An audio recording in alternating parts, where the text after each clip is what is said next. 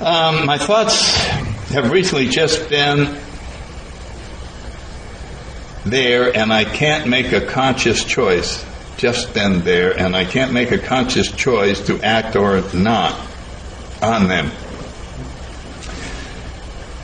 It is a comfortable place to be. What should I do next?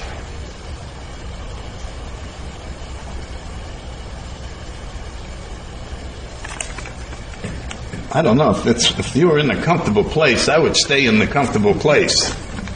That sounds like that's the top priority. And it sounds like some kind of a debate is going on in the background, but it is not causing any discomfort or anything like that. I would just let it go and see if it goes away. A lot of problems that come up in my head that seem important, if I ignore them, and I just say, I got it, I'm going to take that up tomorrow. That's another way of working with these thoughts that come in, is to acknowledge them and tell them you're going to take it up tomorrow. And they, oh, good. So then they go get quiet, and they don't come back tomorrow. A lot of times it just doesn't show up again. I don't know if that's what this writer was saying, but if you're in a comfortable place, I would just stay comfortable. I might be misreading that, but that was my best shot. Well, this is interesting. When God speaks to you, do you ever hear an actual voice? Well, I've talked to people that have, and I believe them. Even though the voice might be generated through our thinking, I believe that some people have. Initially, the first thing that happened to me, I had about 6 or 7 months, and I was a nervous wreck. I was in the Marine Corps, driving around Quantico. It's just drinking, and smoking, and just and just, you can just feel the bundle of nerves just going. And I'd sit at meetings, and my legs are jiggling, and just that. And I just was driving along, and there wasn't a voice, but I was told that as long as I stuck with AA, everything would be fine. And I believed it.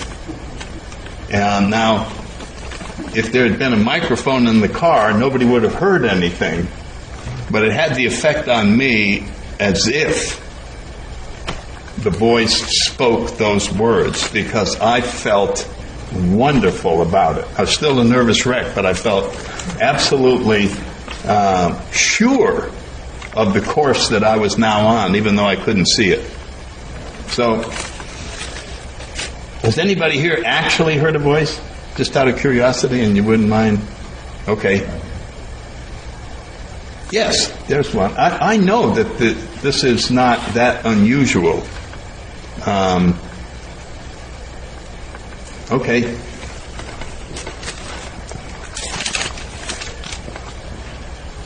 Have you had moments of utter confusion and frustration, not wanting to do anything, but feeling you have to do something with this feeling? Of course I've had these feelings. I wouldn't be a human being if I didn't have these feelings. The question is, how much power do these feelings have over us? I mean, who doesn't have... I don't know whether to go this way or that way. What did we say in the Marine? I don't know whether to shoot or go blind. That was the description of this when I was in the Marine Corps. Just on and on. So I think that's to have that sense in the middle of some kind of fast-moving situation. You got to make decisions. You got to do this. You got to do that. And they happen now, but the impact of this is sort of a mild sense of frustration. I had that Monday when coming out here. The plane is late. I might not ever get here. I'm going to stand in line forever. And eventually, I just got a yogurt thing and sat down and started eating it. And I started thinking about how good that damn yogurt, if you mix chocolate and vanilla, it's just perfect. And by the time I got to the bottom of the cup, I was totally enjoying the yogurt. And the problem was yapping away somewhere, that, you're not going to get there until Saturday night. What a waste of time. It's so easy to get, should you try and get another plane out? All that. And so yogurt is a damn good answer to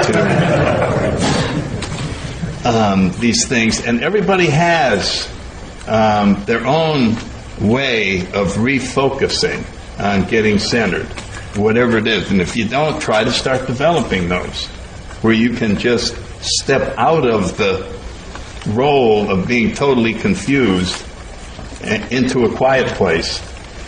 And the problem starts resolving itself. It just starts, or as I read earlier, or it starts going away. All right? Regarding relationships, can you talk about the difference between tolerance and acceptance, and between acceptance and compliance with their demands?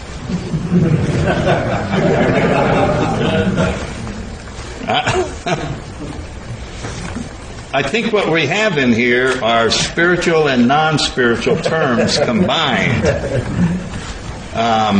So in other words, the difference between tolerance and acceptance is spiritual and tolerance isn't. In other words, if I accept something, that means I'm comfortable with it, so I don't need to tolerate it. It's been accepted. And I have worked so that it isn't bothering me. Acceptance and compliance. Compliance is non-spiritual, acceptance is spiritual. Compliance is there is a sense of willfulness that it's wrong, but I'm going to go along with it anyway. Whereas acceptance, I'm back in God's hands, a child of God, and events are taking place. Compliance means, it's just in the word itself, it's saying, I don't want it to be this way, but I'm going to go along. And so that would be mine. And I realize when you're in the middle of these things, it looks like there's no answer. And since there's no answer, we're letting go of the whole situation. I have no idea how this all works out. I'll just wait and get contacted by God as to how this works out, instead of trying to fix it. Right, Steve? Right. Okay.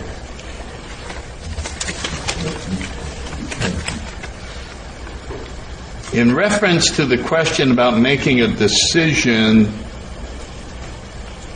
to overcome bad work habits, inertia, etc., is not the underlying problem fear, and isn't a more rigorous approach?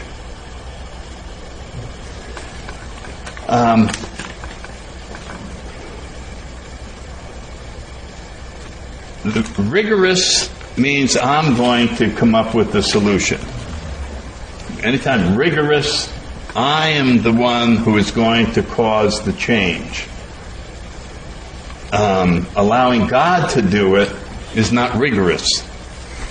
It is, and we go, well, then why don't we just let God help us with all these problems? We don't want Him in our life that much.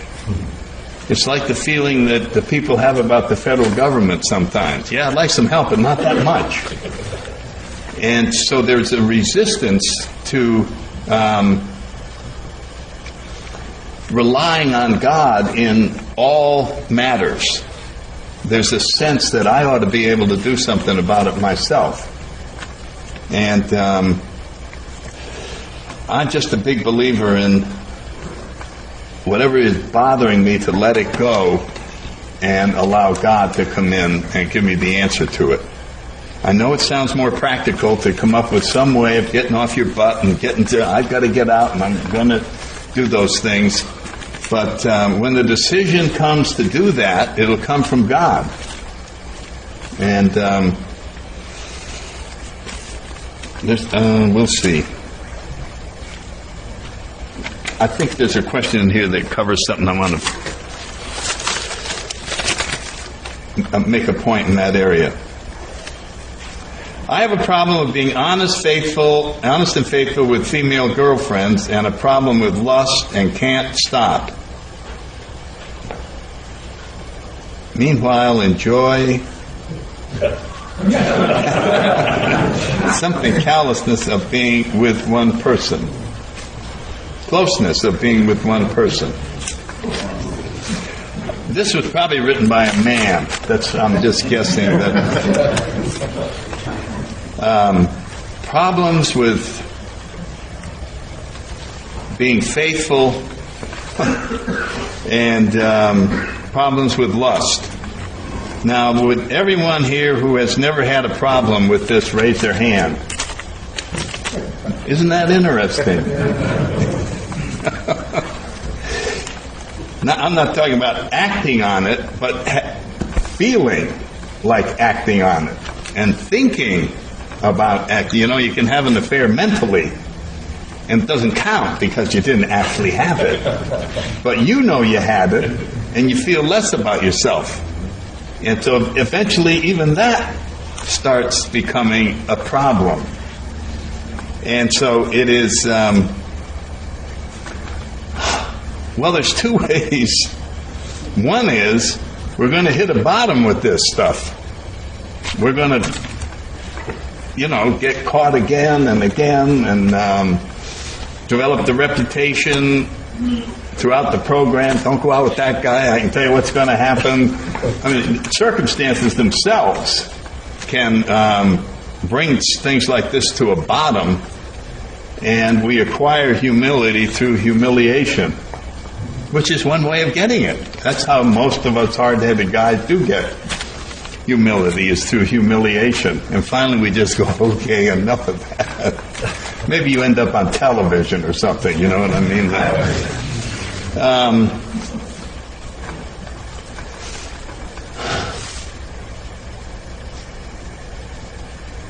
With me, first, I had to accept that I was powerless over lust.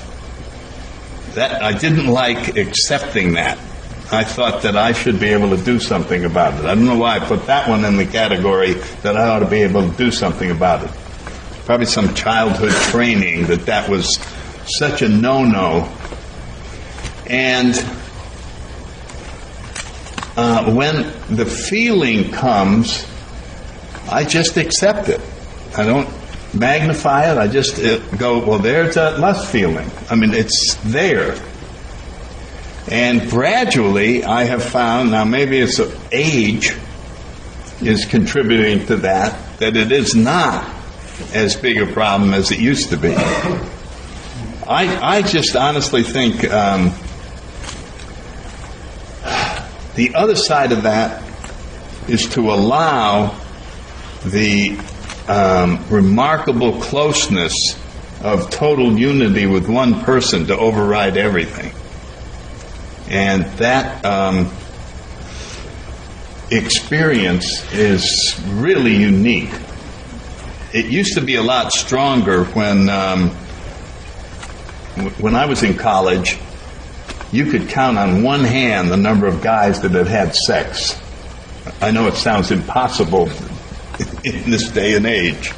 There were a lot of guys that talked about it, but there really weren't that many. And people got married, and both people were virgins.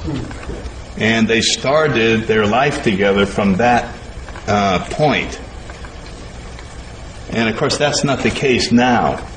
So we miss out on that experience, and it can be recaptured with this closeness with one person and the commitment to the relationship or the marriage as something sacred that we want to be part of. And again, it's being part of something. You see what I'm talking about? In other words, the relationship becomes the greater thing than either person. That'll never be answered. for you, what's the difference between God's will and your will?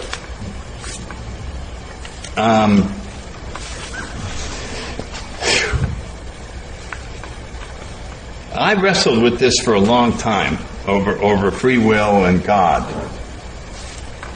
And I finally came up with my particular answer to this, and this is how I got there.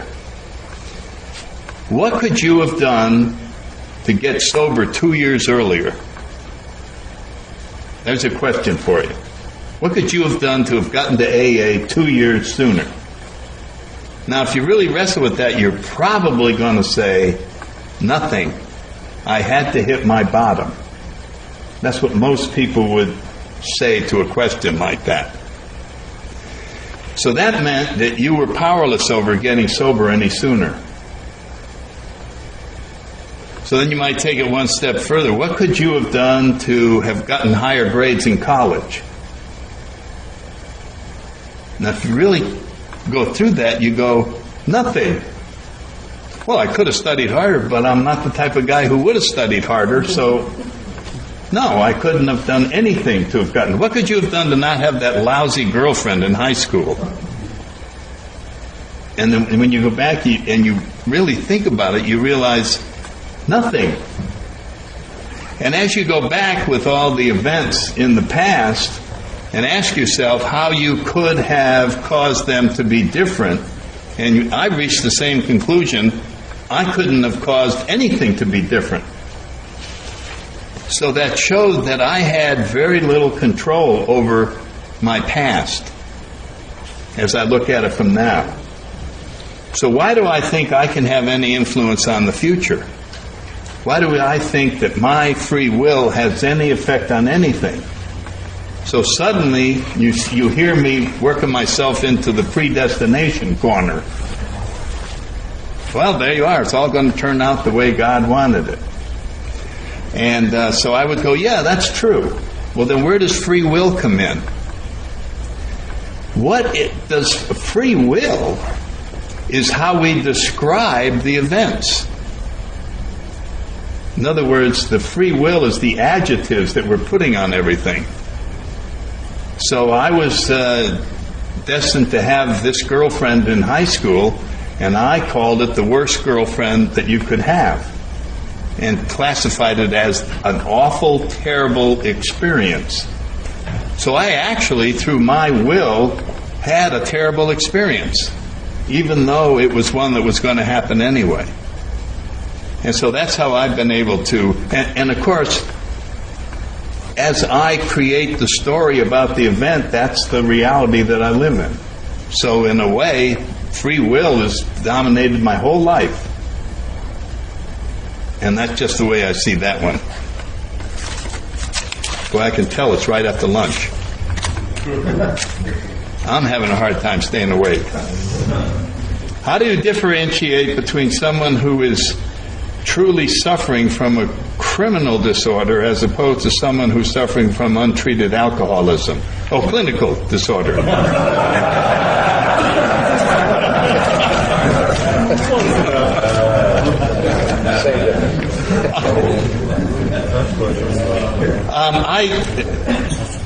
I think I covered this earlier, that if I suspect that that's what it is, I always like to get my doctor friends to give me advice, and they might be in my group, and I'll just go, John, and I'm working with him, and these certain symptoms, do you see them in the thing? And if I can get an idea from him that there is something, because I certainly can't make a diagnosis, but we certainly know that something doesn't look normal. I mean, just common sense. You've been with new people for 20 years, and here's a thinking pattern or a behavior pattern that is like, wow, I never saw that one before. And so that opens the possibility that there is some clinical disorder. And sometimes, unless the clinical disorder is addressed, it's really hard to work with the people. At least that's been my experience. It's just, manic depressives are just extremely difficult And when they get things under control, there's just a lot better. So I don't try to tell the difference. If I suspect it, I try to get an expert to help me understand that.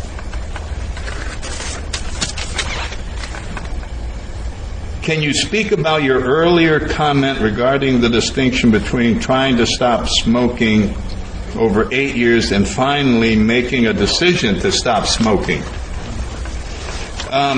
In other words, why didn't I make the decision after 6 years? Why did I wait 8 years of thinking about stopping smoking? Why didn't I? And my only answer is, I wasn't supposed to stop any sooner. That's when I was supposed to stop. And then I don't have to get all over my case that I should have done better. This is a common thing that I can use to beat myself up. I should have done better. And I think that if I punish myself enough, I will do better. By beating myself up more, that I will do better. I'm convinced that that's when I was supposed to stop. And that's the end of that story. And if I wasn't supposed to stop, then I was supposed to get lung cancer. I'm just not in the business of saying I can control anything. Why do 90% of the alcoholics die from alcoholism and only 10% of us get in here? Trying to figure that stuff out will ruin serenity. It's just like, I don't know, why do volcanoes bury people? Don't you think they should be more sensitive? Why don't we work on that one for a while? So my feeling is that I stopped when I was supposed to stop. Yes? And could you tell us your story? About smoking? About your life story. My life story? Your body. My life story. Well, all right, in 5 minutes. No, let me see. Yeah, that'd probably be more interesting than trying to address all these. Let's see, I grew up in Connecticut. I had polio as a kid. I was in a Catholic church. The church frightened me. I just was scared to death in this whole setting. My sister was sitting next to me, loved it. So it's not the church, it was I was looking, and this is what I've concluded later on. This has got nothing to do with my life story, but I've concluded that my ego really took off when we moved from West Haven to Woodbridge, Connecticut, which was in first grade. And I was coming home, I was walking back to our house, and it went by a swampy area, and there was a log in the swamp that if you really stretched your imagination, you could say was an alligator. And I looked over and I went, there's an alligator over there. To me, that's an alligator.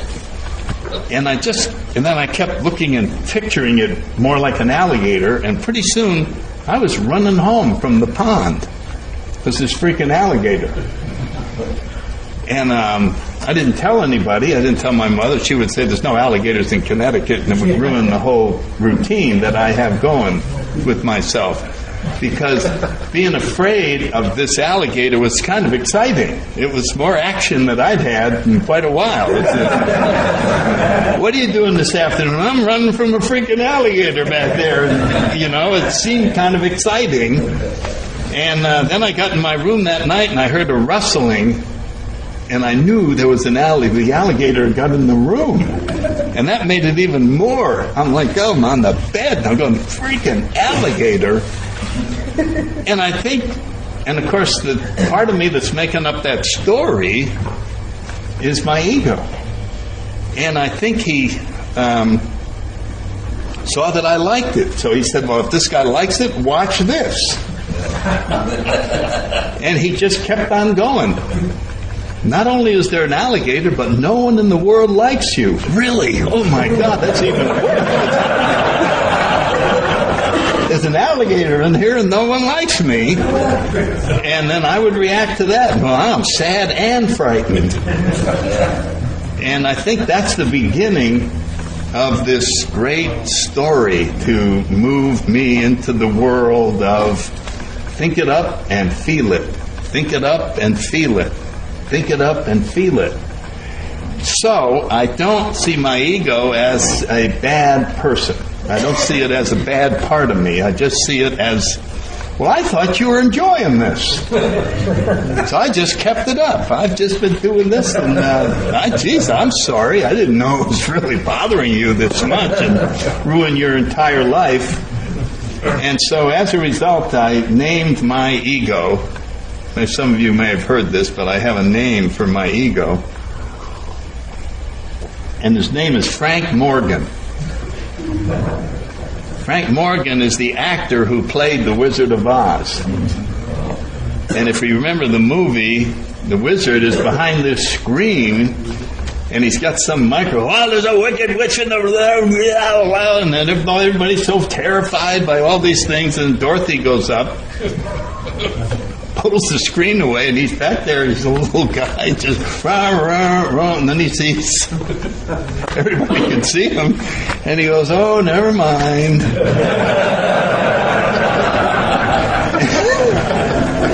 And it turned out he was just a businessman that got lost and suckered into this thing, and he wants to go home too.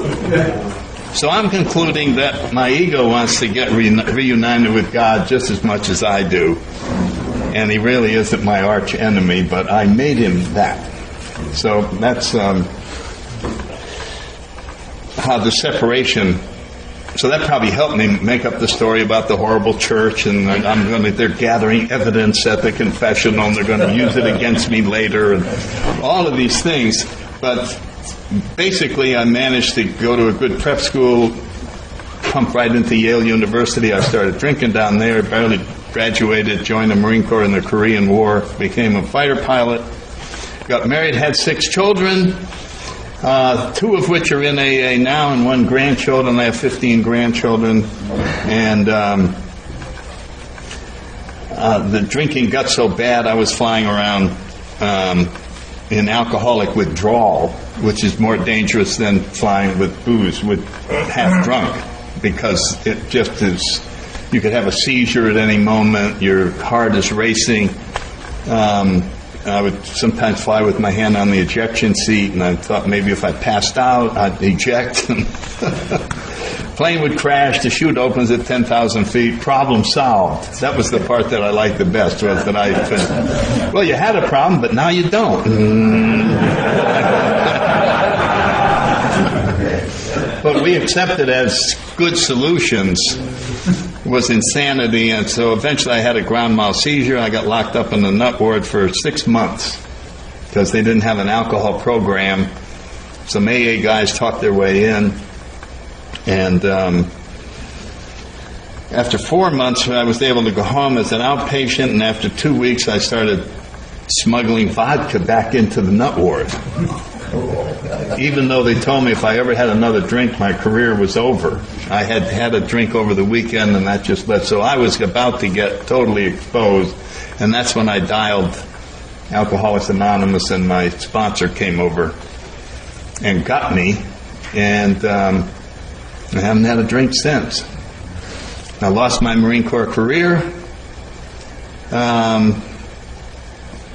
Tried selling all kinds of things, insurance and stocks and bonds and real estate and all that, and I'm just not a salesman. I can give a good sales pitch, but I'm not a closer. And I go, well, if you feel like buying it, go ahead. I don't care. You're not going to sell much doing that. And I will tell you this story about, and I ended up with this wonderful career with the credit union movement. And I will tell you this story. I was talking to a friend of mine, another Marine. He was a POW from Korea, and he was working on the House Banking Committee. And I said, I got to get a salary job. I can't take these commissions. And boy, the mortgage money dried up, and I haven't made a sale. And my 6 kids. I was behind the 8 ball for so long in sobriety, like 15 years.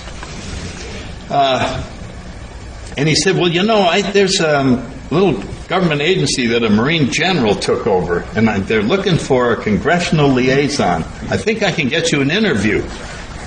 The general counsel's a retired Marine colonel lawyer. So I went over for the interview, and they're looking for someone who knows all about credit union law and the Congress. And what I knew was I had a credit union account.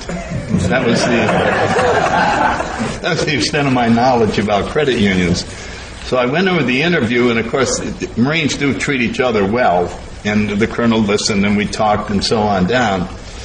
And he said, I'm actually looking for somebody that, already know. I said, I can learn this fast, Colonel. The Marine officers, we can learn this stuff and we can do all that. And he said, well, I'll think about it. By the way, why did you get out of the Marine Corps? And there was kind of a big moment of truth right there. And I don't know what made me say it, but I just looked at him and I said, I got thrown out for drinking. But I've been in AA for 10 years. I haven't had a drink in 10 years. And he said, okay, I'll let you know. And I went home, and I knew that he was never going to call me. And 2 weeks later, the personnel department called up and said, if you want that job, you can have it. And I went over, and I was in the general account. These young lawyers were in there, and I said, what do I do? What is congressional liaison? I had a desk.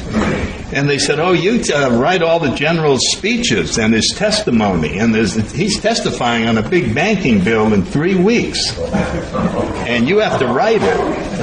And then I found out that this guy just had it. His name was Herman the German.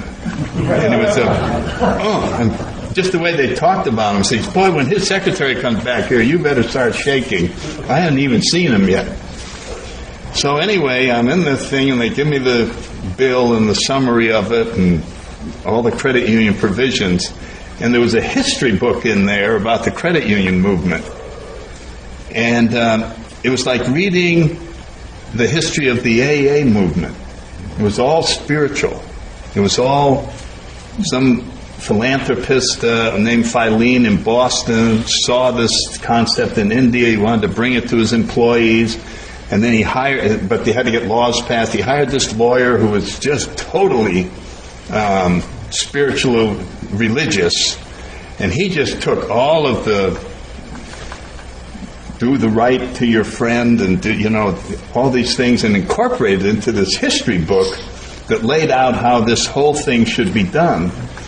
And I was so fascinated with it. It was like reading the history of our big book and the history of AA with these coincidences and how this turned out and how it all, people helping people, little tiny things, and generally they'd be in a manufacturing plant and they'd start a little credit union in the corner. So I read this whole thing and I was just so inspired by it. So as I went to write about the proposals, I just used the principles that I had just read about in there. It was almost like applying the 12 steps to the your comments on a proposal. So I'm just putting all this stuff in, flowery, spiritual, the whole thing, and send it up to the general. And about 2 hours later, his secretary came back. General wants to see you right now. So I went up there, and there he was. I hadn't even met. He said, sit down. He said, you write this? I said, yes, sir. This is great.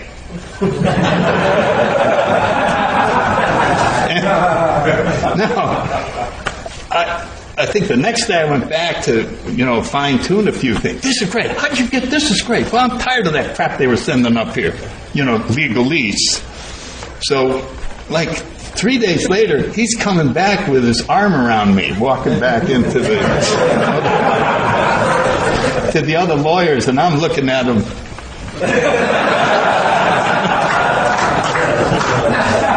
And so much so, while I'm on this, about 2 years later, there was a misunderstanding about what we were supposed to testify about. And he covered just a very small portion, because we've already covered the rest. And this staff guy that really didn't like us had given Senator McIntyre, who's another Marine, he was from Vermont, I think, he gave him these cards with these questions, and all the credit union people are in the back, the trade association, and the questions were, General, you haven't addressed what this committee wants. You've avoided addressing all the questions that we want answered. I can't believe you come up here. He was just giving a big lecture off of this card. And I could see smoke coming out of the general's ears, and I knew that my job was over. I mean, I just had that feeling. I wouldn't even look at, and he came back and sat over to the side. He didn't come back where we were, and I just went over. I couldn't take it. I just went over and sat down next to him, and I said something about, General, I'm real sorry we did that. He just said, screw him. He was mad at them. He wasn't mad at us at all. And the last thing is, the colonel and I were about the same age, and we became kind of friends, and I was at his house one day a couple of years later, and he said, did you ever wonder why I hired you? And I said, yes, sir, to tell you the truth. And this is what he said. He said, I just wondered what it would be like to work with someone that honest. That was what he said to me. So I'm not telling you that if somebody asks you what the problem is, you tell them you got thrown out for drinking and all of that. But I'm just telling you what happened with me. And I stayed with that and retired to Tampa off of that job, and I loved every minute of it, and I mostly wrote speeches and testimony and had a great time. So God was good to me in sobriety in ways that I never planned. And just to tell you about my financial thing, when I was 55, I had no chance of retiring. I mean, I was looking in the bank, and I said, you're going to be working forever. And I was at the 10 years at the government agency, and the trade association liked my work so much they offered me a raise if I would leave there and go with them. And I said, okay. Because we see them all the time. They're in the same circle. And so I was getting ready to leave the agency, and the personnel lady called me in, and she said, you're leaving the same time the head of the agency's leaving. It's going to trigger early retirement. And I went, early retirement? I've only been here 10 years. I didn't get early retirement. She said, all those years in the Marine Corps count. Which other people would have known, but I didn't keep track of that. So all of a sudden, my whole career in the Marine Corps, when I got thrown out, was not wasted. It all came back together. And I just somehow ended up down in Tampa with enough money to meet my expenses and eat out almost every day. And as I told you, eating out is one of my favorite things after meetings, is to get together with people. So I would say that God took pretty good care of me in the sense that I never saw any hope for retiring or anything. So that's kind of my background. What time are we supposed to stop this? 15 minutes. Huh? About 15 minutes. All right, 15. All right, well, then maybe we can get through a few of these. I know everybody's tired, but we'll... And remember I said if I didn't get to it and you want it answered... Oh, boy, I never should have said God was everything. If God is everything, then why...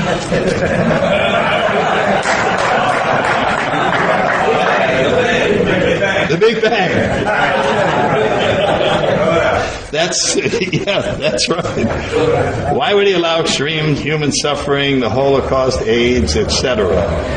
And it is. Whys are dead end questions. I mean, I used to ask them all the time, and part of me wants to ask them now. Part of me wants to go, yeah. What about this? But it goes nowhere.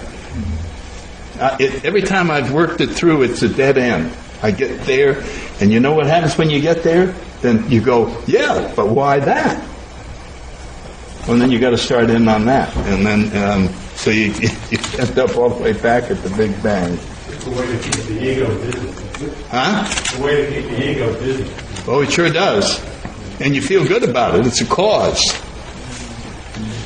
When allowing an addict Allowing an addict work the 12 steps of AA, substituting alcohol for drugs, aren't they lying to themselves and not being completely honest every time when asked at the beginning of an AA meeting if they are an alcoholic? And is this detrimental to their recovery? Shouldn't they admit to their real addiction at some time? The only people that I'm familiar with are people who are alcoholics and have something else. I've never personally had any experience with someone who took drugs but had no problem when they drank. Do you follow what I'm saying? There may be people like that, or who took drugs and never, ever took a drink in their life. So they have no familiarity, no history with alcohol whatsoever. I've just never run into that. The person that I run into is they have a terrible problem with drugs. They also, when they drink, have a terrible problem with alcohol, which makes them an alcoholic. And they could have a terrible problem with gambling. But if they have the same experience with alcohol that I do, then we can connect on that level, and that's the only level I want to connect on. That's what primary purpose is. It's the person who is going to establish the trust with the other person. They have to be able to connect at a very deep level on one common area. I remember when I was new and we would get a periodic, I would go, a periodic? You mean an alcoholic who doesn't drink for 3 months and then starts again? And they would send somebody else on the 12-step call. You follow what I'm saying? Because the connection would be deeper with another periodic. They don't do that anymore, but that was the feeling that we had. We want the person who goes on a 12-step call, or who's going to be connecting and getting his trust, to be able to connect as close as possible. So if I am trying to connect with someone where they're describing a needle and I'm describing a bottle, and they go, I hide my needle in there, and well, I hide my bottle over here, it's the same thing, and they describe putting the needle in their arm, and I go, yeah, I know how you feel. I don't know how they feel. I haven't got a clue how they feel. So we limit the connection to alcohol. That's how I have handled these. And so this would lead me to think that this is a person who has no problem with alcohol and has a problem with drugs, and yes, they would be misrepresenting themselves at an AA meeting because they have no problem with alcohol. But I have never met anybody like that. Generally, if you're an addict and you try anything, you don't do it in moderation. So anyway, I know that one could go on forever. And there's probably 13 different opinions in this room. Do you find compromising your truth in a conflict with a loved one in order to facilitate peace? If so, what is the spiritual price that you pay? You pay a spiritual price with the compromising every time. In the short run, it looks like you've avoided pain by compromising on the truth, by saying, well, no, that doesn't bother me that much, or whatever. But in the long run, you lose the game completely. Because once they find out you've been compromising, they lose respect for you. They don't say, oh, well, thank you for being extra understanding. It ends up just blowing up later on. And so the truth may seem hard, but it's always the best course to follow. And I know that when we come out with it, it may cause that moment right there, but then that gets resolved. Anyway, that's my take on that. And I've been in situations like that, and I know how easy it is to try and avoid it. Say something that is something comfortable so we can move on. Can you talk about the four absolutes? Honesty, love, unselfishness, and purity. Part of the Oxford movement. I think I mentioned that there's a pamphlet. If you ever want to read a full discussion, go online to the Cleveland Intergroup, and you can order a pamphlet called The Four Absolutes with about a page and a half on each one. And they're handed out in meetings in different groups out there. That'll be right on the table with all the other AA literature, The Four Absolutes. And Sandy, what were they again before? Honesty, unselfishness, love, and purity. And, the steps cover them. These are character defects or they're attributes, and so it's not that we never talk about honesty, or not talk about love, or not talk about unselfishness, or purity, lust. It's just that they aren't laid out with the word absolute. And that was the big debate, and clearly in the Akron-Cleveland area, they felt they should be right there in the new guy's face the day he walks in. You've got to get absolute this, and there was, it was a much stronger pitch. And Bill felt, and New York felt, that stuff was going to be too hard for alcoholics who are shooting for perfection, all or nothing, and that they're going to have absolute honesty from the day they get here, and that we'll sneak it in later, that we start with, let's just stop drinking for now, and then we'll move down the path, and the path gets narrower. And we all know the spiritual path gets narrower. What you could get away with in 5 years sobriety, you can't get away with yourself, with 15 years. Suddenly it's just, boy, I got to stop doing this. So it was just a question of what was the best way to handle new people. And there was a big disagreement between New York and the Midwest. I know death is normal, but do you honestly have no fear of dying, or do you have some fear? My ego has a lot of fear. My ego realizes that's the end of his game. And so that part, but as you make the spiritual connection, you realize that we're really returning home, and that it's going to be remarkable. It's just going to be wonderful. So yes, the ego has fear that it'll have no role to play, but I would say no. I have no fear of dying. I have fear of suffering during death. I have fear of pain and things like that. But the unknown, I don't have any qualms about that at all. Do you ever feel like the work you're doing in AA, meeting sponsoring, is enough?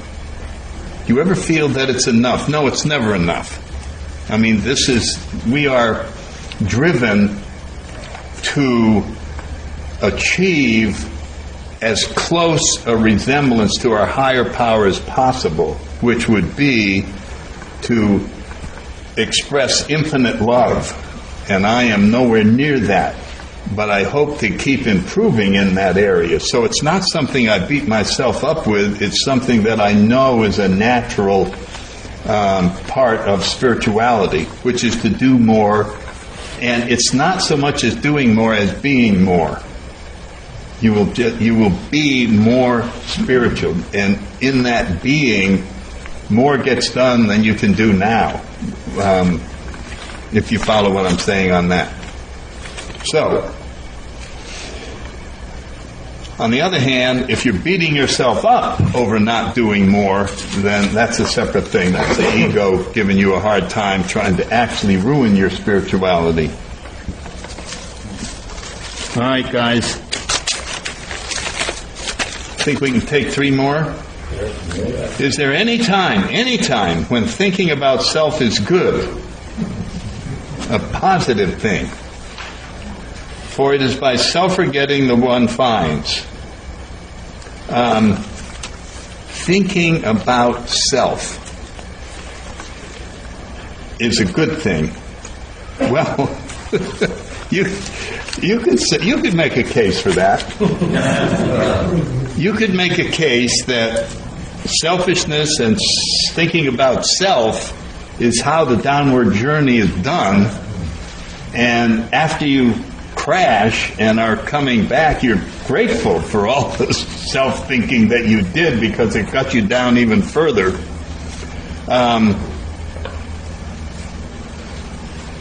What we want to be doing is seeking the real self. The real self. And this may sound funny, but I would submit that self-love is the highest form of love that there is. And now I know I got some wait, tilt. Love of self is the highest form of love. Why is that? Because our true self, our true nature, is pure love. And when you think of the admonition to love your neighbor as yourself, if you hate yourself, your neighbor is not going to get a very good deal. In other words, it begins with acknowledging our own connection to divinity. That is our true nature. And we can't help but love that. So that is the self that we're talking about. The other self is the ego self, and thinking about that is a total waste of time. And so that's what St. Francis is, by self-forgetting that one finds. And what do we find? Our true self, our true nature, God, whatever you want to call it. So there's the phony and the real. 2 to go. If we want to be willing, even earnestly believe we are willing to have God remove our defects so we can get out of our own way, but sense that we're unwilling, almost at a muscular level, how can we release that resistance, that reluctance? Okay, so we're basically describing the fight that we have with ourself. And I remember Chuck Chamberlain, there's a DVD of Chuck giving a talk to a university here. Does anybody know? Do you know what university that was, Steve? It's kind of a scratchy one, but he's talking to students at a university, and I think he just got kind of invited in there, and I'm not sure the students were thrilled that somebody was coming in the 70s talking about spirituality. Oh, really? Spirituality. And he started out with this attention getter. He said, you all here in college, and you're studying a lot of things, but I doubt if you're going to find the answer to the most important problem that human beings have. And that problem is how to be at peace with yourself. And you could see that suddenly there was a little more tension because everyone in the room realized they weren't at peace with themselves. And he went from there talking about spirituality.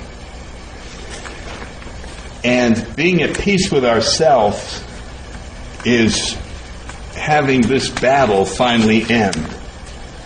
And you can call it the battle between good and evil, willingness and unwillingness, or the ego and the heart. And of course it's a struggle. That's why we're here. So that when we have this thing, I can't get the willingness, and how am I going to overcome it? It feels like it's a muscular unwillingness. That's how hard we want to fight to continue to keep the ego story going. And surrendering all this territory is not an easy battle. But every time we score a victory, we realize, damn, how did I do that sooner? Why didn't I do that sooner? And so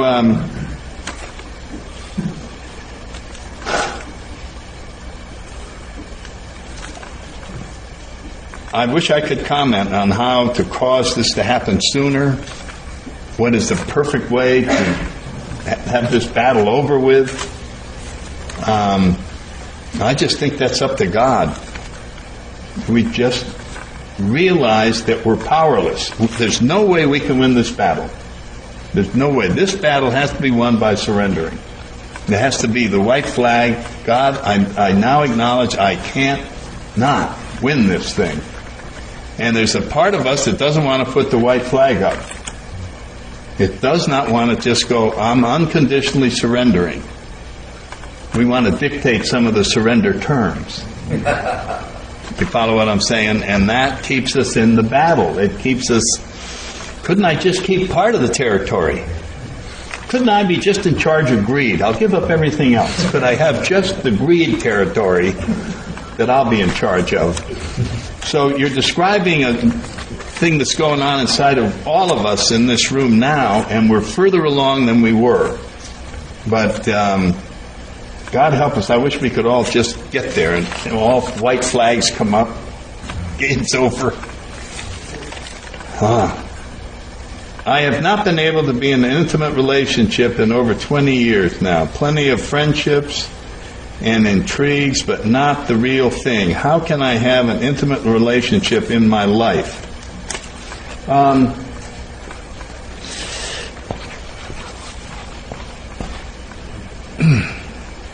First, and I really relate to this because there are many in our midst that are exactly in that. And I think Bill talks a little bit about that in the 12 and 12, that what we have to offer to AA. And then he makes comments that those of us that aren't married or in a relationship, we have more time to do this and that and become more useful and so on down. The thought that I have is, accept this until we're comfortable with it. Make not having an intimate relationship acceptable. Ask for the grace to be absolutely happy with not being in an intimate relationship. And many times, the spiritual lesson is the acceptance of the situation, and once we pass the test, a relationship shows up. Sometimes people they want to quit their job. Can't stand it. It's the worst goddamn job. The people in there, the boss and the next boss, and etc. And I'll say to them, okay, I think you should start looking for a job. I agree with you. That's a terrible situation that you have. But before you actually quit and look for another job, use your program, use all of the powers of forgiveness, use all the powers of understanding to get comfortable at the job you're at, and then quit. And so they go, oh, they take it, I'm still quitting. So I'm going to be more understanding of my boss, I'm going to do this, I'm going to show that I have the power to get comfortable with this unacceptable situation as a spiritual exercise prior to quitting. And then you get comfortable so you don't quit. In other words, you transform the way you were looking at it, or you may quit because something better comes along, but it won't be out of anger or out of character defects. It'll be out of a sense of this would be a better opportunity rather than because I can't handle my anger or resentments in the present job. And I really think that if sometimes when we look at that, the demand to have the intimate relationship is maybe ruining the chances of having one, because we can sense this person is angry at something and I don't want to be in a relationship with them. So my suggestion is to spiritually attempt to have it be fine that you're not in an intimate relationship and then see what happens. The box is empty. I thank you for all of the wonderful questions you thought up.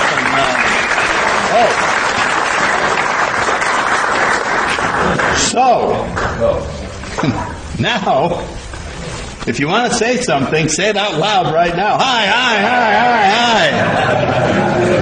hi, hi. So we're going to start right now with the period of silence. And it'll go until after supper, and we're back here, I think it's 7:30. And so let me just start this period of silence with a prayer. And we're all in it now. God, we ask that we commune with you in a quiet manner, and that you enable us in the silence to experience a different level of union with you and with our dear friends. May you bless our efforts at this period of silence and allow us to learn everything that you can give to us. Amen. Amen.